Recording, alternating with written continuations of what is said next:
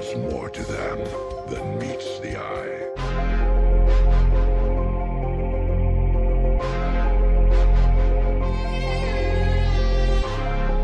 Yo, what's up? It's your boy Tori Kitty. Come and check out what guest I got with me on the Star Corner. Yo, guys, what's up? My name's Tori Kitty, and this is another dope episode of the Star Corner. With me today, I have an award-winning and multi-talented producer. You might know him behind songs such as Hoya, Ammo, and even now with his collaboration album with Youngster CPT. It's none other than Shaney J, aka Shaney the Plug. How are you doing today, Shaney? What's good? Oh, man, I'm all good in yourself, bro. I am doing well, man. I'm actually doing. And most of the times when I do my show, I don't know why, but it's always like at a time when I'm like tired. It's like later in the day. So you chose a perfect time that I'm actually feeling energetic today. So no complaints at all. Oh, yeah, that's good, bro. That's good. So take us back to Shane. Well, actually, firstly, what would you like me to call you? Should I just call you Shane, or should I be like Shaney J or the Plug? Which one? Please call me Shane, bro. Just Perfect. call me Shane.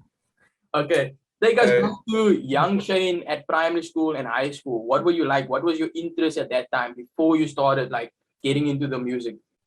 Yo, at like on primary school, I remember actually I was like like so much into soccer and things. So at the time, I thought, I'm gonna be a professional soccer player one day. I was heading in that direction, things like that. Then when it came to high school, that's when it took a heavy twist, bro. So I think I was probably like grade 8 or so. Then I downloaded the instrumental of Successful of Drake. And this is where I attempted my first freestyle. So this is when I wanted to be a rapper at the time. So, so yeah, this is probably like 2014, 2015, around that time. So that's when I wanted to be a rapper. And then me and this one homie we were in a rap group. And at the time, like the beats that we were getting was like it was all whack. I'll put it that way. Like none of it was sounding like stuff you like I could rap on or we could rap on. And then I got I got the Fruity Loops. I'm like, you know what? I'm the type to make these beats myself. And at the time, I didn't have internet. I couldn't download like YouTube tutorials and stuff like how to make beats and whatever. So I stole what I from watching this other producer. I used to sit there and be like, oh, this is what you do. And I went back, tried it myself, and here we got today, bro. Yeah. Wait, so did you matriculate in 2018? Nah, in 2016. Yeah, I was about to say like, yo, we got something together, class of 2018. I'm gonna get somebody on my show that's like 2018 with me. So you said so Oh, that yeah, was yeah. so when you guys What's got that? the beats, that was from other people that you knew that were basically sending you beats and you didn't vibe to it at all. Oh, yeah, like none of the beats was like I didn't have that vibe. I didn't like have you from the beginning or whatever kicks maybe wasn't hitting hard enough, stuff like that. So I was like, nah, I'm trying to make these beats myself. Yeah. I had Fruity Loops on my laptop and because I attempted first virtual DJ, got that a bit down, obviously without any other equipment. But Fruity It Loops. always starts by virtual DJ. What do you say? It always starts by virtual DJ. Always. Especially with that hum siren. Uh, and the saxophone, bro. Once you get it, you want to use it on everything, bro. How long did the process of learning Fruity Loops start for you? Because I gave up after a week. So how long did that take you? uh, okay. First of all, I feel like we never stop learning, bro. Like even until today, there's still something you always discover on Fruity Loops. But at the beginning, I'd say probably like a year or so. But I also had the right people around me and the right producer that was guiding me. Easy Memo Beats, shout out to Easy Memo. Yeah. He was to show me like, nah, you should do this or don't forget to tune your 808, stuff like that. Like he would show me all the stuff. Like I didn't have internet at the time. So he was giving me free YouTube tutorials, let's put it that way. And then what games? Obviously, you were busy learning it, and it took you some time, and you were practicing it. During that time, because you were in high school learning it, were you maybe? Because Yeah. I know it's in every high school. There's always artists in every grade that's like trying to come out and be the next rapper. So were you kind of Okay. providing beats to any of the upcoming artists at your high school? Maybe not on my high school, but there was another artist I was working with that was like in my area. So I would always like give him beats and stuff like that. And then people started to hear my stuff through him. And then next thing I know, people hit me up like, yo, I'm a charge for beats and stuff like that. And that's when I heard the first, like one of my songs played for the first time ever on the radio on Good Hope FM, yeah. That was crazy, bro. That was a crazy moment. Yeah. What song was that? I think it was Political Dream by The Faith. I'm gonna write that down. Either it was that one, or it was a song. Either it was that one, or it was a song called Long Street by King Smasher. One of the two. Okay, so you actually got a few like during that time. Then Oh after that, yeah, what would you say? Because that was now obviously something that was letting you know what you're doing is working, and you're heading into, you're on the right track. Where would you say, or what would you say was your next level of success, or kind of next opportunity that came about after that? Now your first song being played on the radio. um, I think it was probably when. Okay, wait, this is actually a good question. Yo, bro, I did so much. I actually produced so much song thinking of it.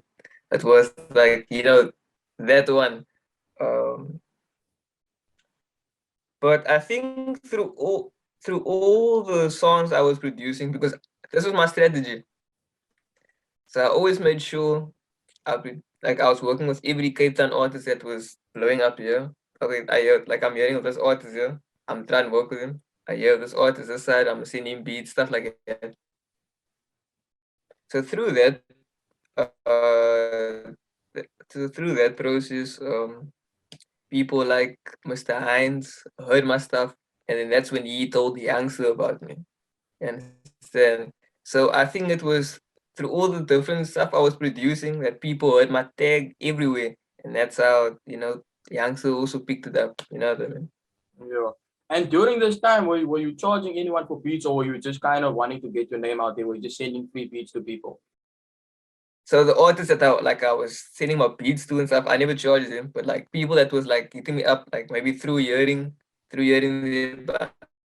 So then obviously, like you said, through distributing your beats and that, people were kind of hitting you up, and obviously you started charging, and then there were certain people that you were sending your beats through for free, which I actually want to encourage some people who's trying to be on the come up now. Don't be afraid to network with people that are bigger than you, because you're never gonna Yeah, know who's I gonna. think I Yeah, think that I think that some of the producers, not even producers, some artists, that's the mistake they make at first. Like, so at first, like maybe they don't have like stuff behind it. If you want me to feature with you, this is my price, or this is stuff like that. Man. So at first, you literally need to first get your. That's what I did. I got my name out first and made sure people heard me everywhere, and then everyone came to me. Stuff like that. Yeah. definitely. You gotta have something. You gotta have something solid that people can look back to, like what you're saying. Like before you started working out with everyone around you, before going to bigger people. Even in me, okay, I wouldn't say so much in my dancing, but especially with my show. Before I started, um, there was something when I started my first guest. I told people, yo, I have some experience at like a radio station, and now I'm building like my own show, and that would be willing to come on my show for interview.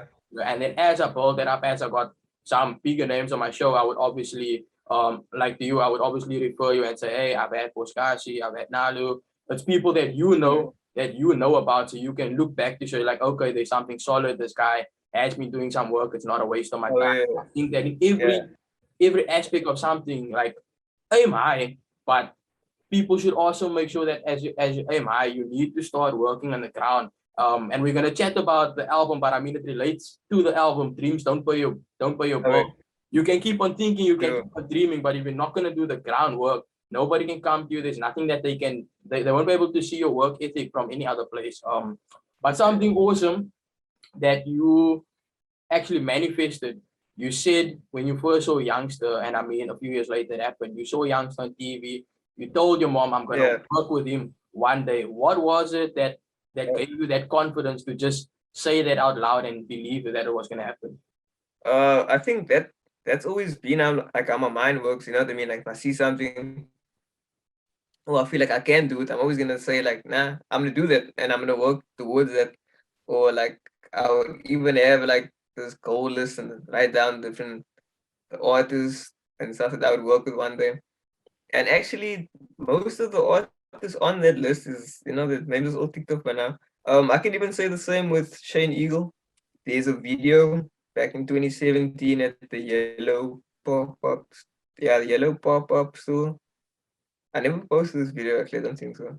But there's a video with me when I say one day I'll make a song with Shane Eagle. And literally, bro, I produce ammo of Shane Eagle and Yanks, so it's crazy how things work. Like People people don't know, but your brain is powerful. Once you put that out there, it's gonna happen. definitely. And there's a thing like your subconscious mind, we don't pay attention to our subconscious mind. That's why people are saying Mm. have vision boards, look at certain people that inspire you. People, and there was a time where I wanted this as well. Especially I feel like especially as youngsters, when we see what's happening, immediately want instant gratification. We want to say something and we want it to happen tomorrow. But we don't realize that it takes time, and through that Yeah. duration of you working towards the thing, there's actually many things that you're gonna learn on that timeline to get to that goal that's actually going to Mm. equip you to excel and execute at that time correctly. But another True. amazing thing, And even yeah, I just got to the like it's true what you say about like things like time and stuff like that because like in 2017 I remember I still played a beat for Shane and I was trying to get on his next album at the time already. But I realized that if that happened, like my beats at that time, like I could just work, bro. So I had a lot to still learn on like as time went by and stuff like that. So when the time was right, we did ammo and stuff like that, and I could look back at that beat and be proud and be like, nah, exactly. it's Because better than stuff I would have been back then. Yeah. yeah, because at the moment, we think what we're doing is like really amazing now, and then when you look at it like a month, 2 months Mm. later, you're like, nah, that was completely whacked. I could have like improved so much better, and you're kind of like embarrassed Uh, to look at it because it doesn't feel like it's the same person at all. So the Russian beer competition, you were one of the winners of that competition. Take us through the process of where you first saw the competition and what were certain things that were required of you to participate, and what was the winning experience like? bro, so this is a funny part, and I won't even lie. The day I found out about the competition was literally the same day it ended. I was the last. I was the I was the last person to enter. Like you could see so on the website whenever like when someone uploaded, you could see that okay, this is a new entry now. I think at the end in like but there was some sort of order, I can't remember. But you could see like who entered last and stuff like that. So I was literally the last person to enter on the day it closed. And there was so other homie that told me like, yo, you should enter this competition with Russian beer and stuff like that.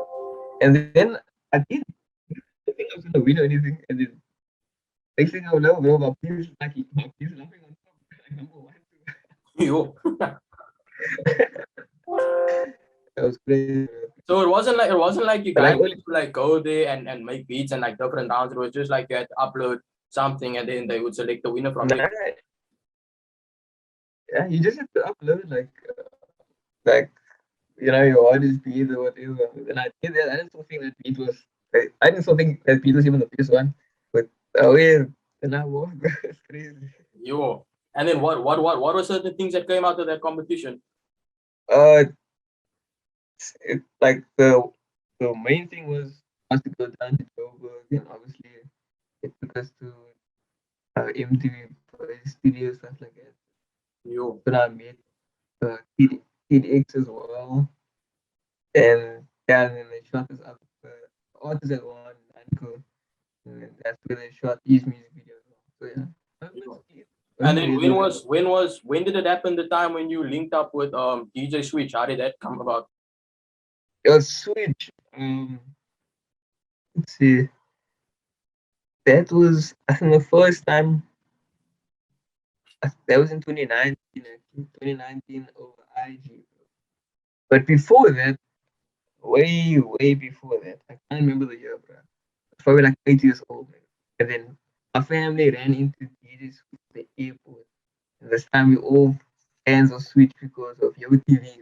But there's a picture in the living room so of, of like okay, I wasn't in the picture, but I was standing behind the camera all the time. Of my mom is still with Switch at the time, bro. So fast forward again, few years later. Um, yeah, 2019. I think yeah, I eat up Switch, bro. And Switch was like, yo, send me a pack and whatever. Um and that's how we I got onto his mixtape reset. And then I also produced one of the singles. I think I was the only single to come off of that tape. Was that video is still playing on channel O, and that's like the only video from the whole tape. And that song's called Delay Lana, something like that. Okay. Yo, bro, yo, you were like the epitome of manifestation. Like, I mean, like 8 years old, meeting him, seeing youngster on TV saying it, writing a list. Like, people can definitely learn a lot from you. Yo, the power of saying things out loud, the power of manifestation and writing your goals down. And you know, if you Oh work, yeah. it does It's it comes it's actually the law of attraction, bro. definitely, bro, the law of attraction. Now I believe in that. I even wrote it down in one of my books, the law of attraction. And I know like there's so many people such as Mm. Bobby that use it a lot and Oprah as Oh well. yeah. Usually it does your things does come through, man. Um Facts, it does. and then this is gonna be a corny lame joke. But in the album, before we chat further about the album, so youngster says he doesn't need to train you, only level you up to stage two. And with ESCOM, we've been Uh, experiencing so much stage two load shedding and stuff like that. So I want to know during load shedding, while you were maybe working on a beat, did that maybe cause you to lose any type of beats or any sort of unsaved work at all? nah, actually not. I'll tell you why. Because started making beats on the laptop and the computer. Whenever the power go off, the monitors and the TV would go off. But, the laptop is still on. Everything is still safe. Then everything is still safe. Yo, But, yes. but before I had a laptop, like when I just played beats on the computer first, that definitely happened. Bro. That's the worst thing that could ever happen, actually. And that was because of load shedding. Yeah, that's the worst thing, bro. Especially with the banger. You never getting that beat back at that same moment, the same moment you made that beat and you never getting that back. Bro. And yeah, all the stuff that went into it as well, it's gonna be difficult to get into that zone again. Yeah. So guys, I also just want to let you know, if the interview hasn't been a bit smooth and I had to cut it out, I do apologize. As you guys know, as I mentioned in previous interviews, I live in the Buntush, like I live isolated from people. I'm surrounded by mountains here. I'm surrounded by beaches, and the wind is terrible. So I apologize for that, but I do appreciate you guys staying and watching the entire interview. And I'm sure that you guys are learning so much from Shane, learning the power of manifestation, the law of attraction, and how it does really work if you put in the hard work, if you work in yourself, you continue to believe, you continue to reach out to people and continue to network with people. And it's evidence here that it does happen. But diving into Indeed. the biggest things that I want to speak about, I mean, we've been speaking about dreams and your dreams coming true. Tell us about the album of Dreams Don't Pay Bills and how did that come about? Because obviously before the album, you've been working with Youngster and his team. But what made you guys decide Hmm. to collaborate on a 16-track album? So definitely starts by when he first invited me to his studio. So it was like, obviously, it was like he needs someone to like to be in his studio. Like the studio is so like fresh and whatever. So there's no one, like there's no producer, like no in-house producer or whatever. So that's when he was like, he needed an in-house producer at YG Studio and things like that.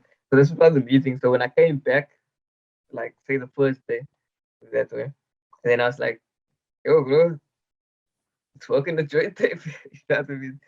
At the time, Dreams Don't Pay Bills was not the name of the tape. No. Then I don't, and it wasn't any name. And then one day he just randomly sent me a message like, Dreams Don't Pay Bills.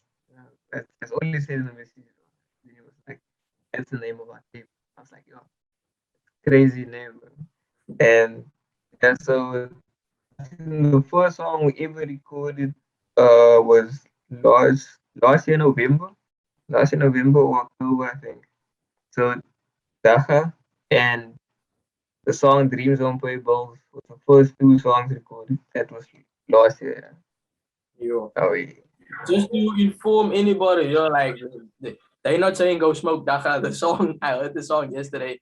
The song Dacha was basically youngster saying like and if you guys have heard Blake also said before, when I first had Blake the champion year, he mentioned how him and youngster like thought that was the way and the things that they were doing to hustle. So the song Dacha is basically about the hustle that youngster went through to get the money, to get the paper, to try to have something to sustain yourself. And that, am I right?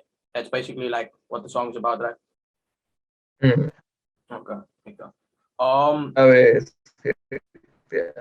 And then what? Because obviously you were making the beats and youngster was now writing the lyrics to the song. What do you get from the title and the message song of Dreams Don't Pay Your Bills? What's your perception of that entire album?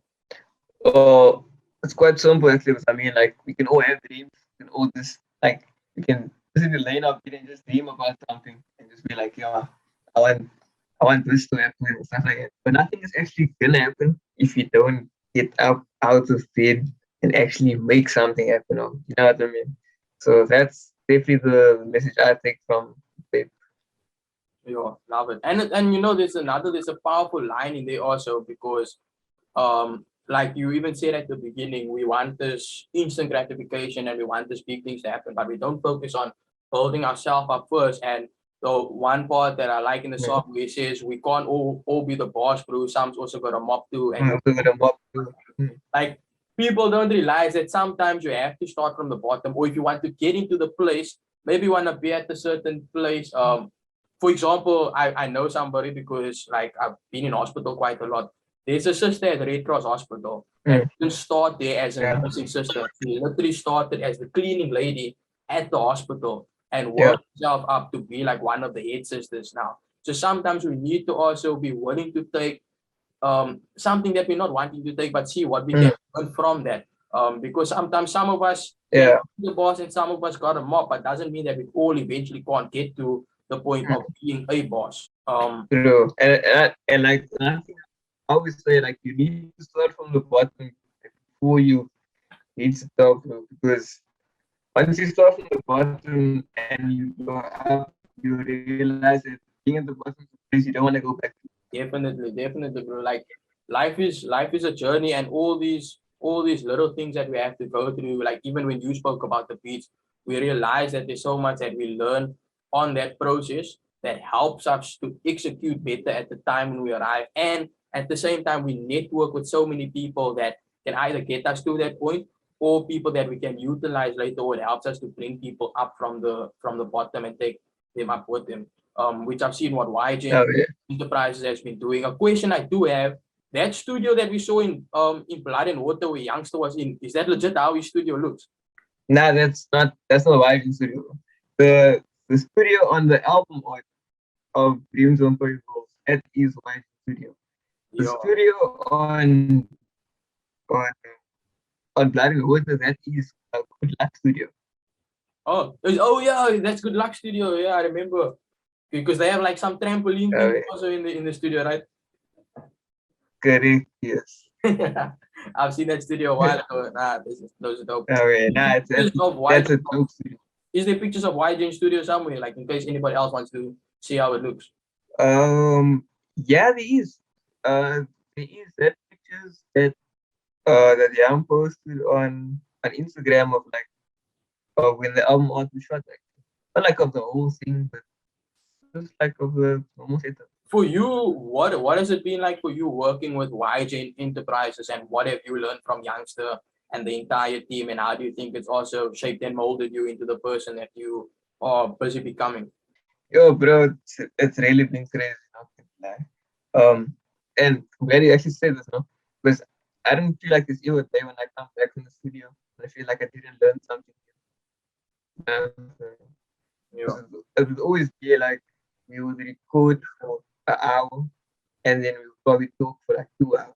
But like all of that stuff, all the things I always take in other things. I always leave the studio and come back home with something new and something I can now like use to better myself and use, like in the music and stuff like that. And how I to maneuver in the game. So it's always great being like in that circle. Man.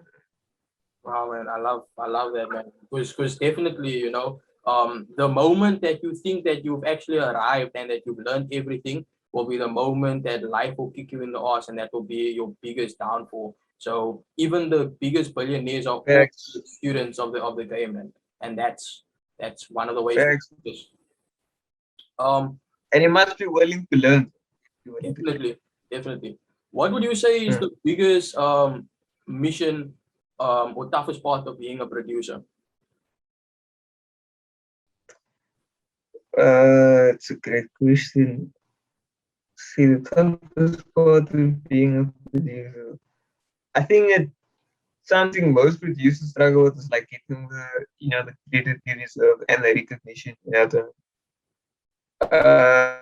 I think what kind of saves me is my beat tag.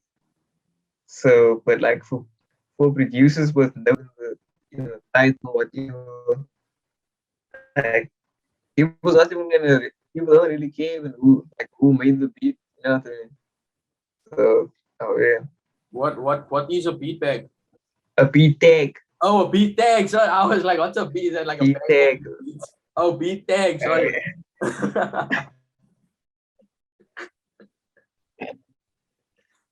Oh, so that's a part of Let's where go. we Let's go.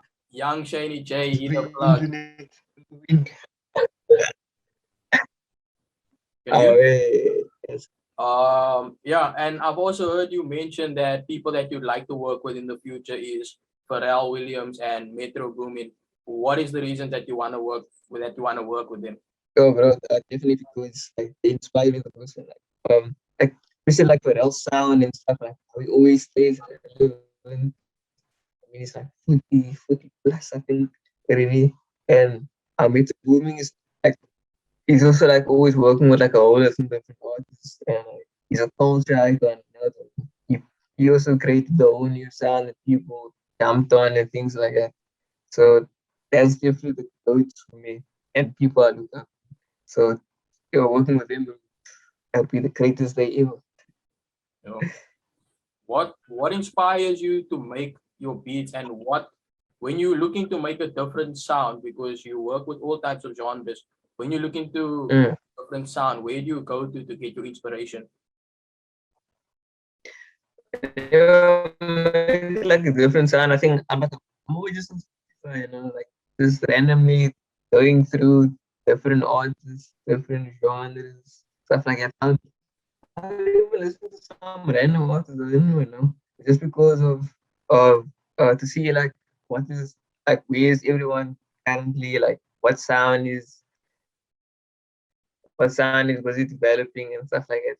Listen to that and be like, okay, this artist is on this time, or this is this artist sound, and we go and make that stuff like that. Because I don't like to be boxed into one genre, like just do hip hop.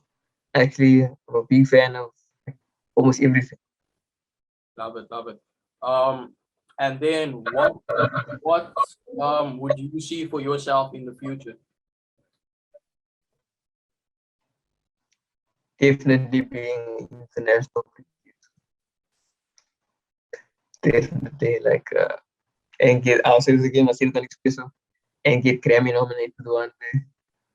That's It's Oh, playing it yeah. Like, I out. just want to work with He's every artist speaking things into possible. existence, bro. He's speaking things into Oh, existence. yeah.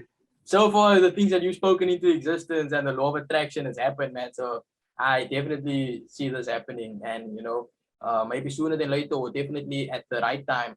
Being someone that's young and being quite Oh, yeah. accomplished right now as a producer, what words of inspiration would you give to other upcoming producers and even rappers?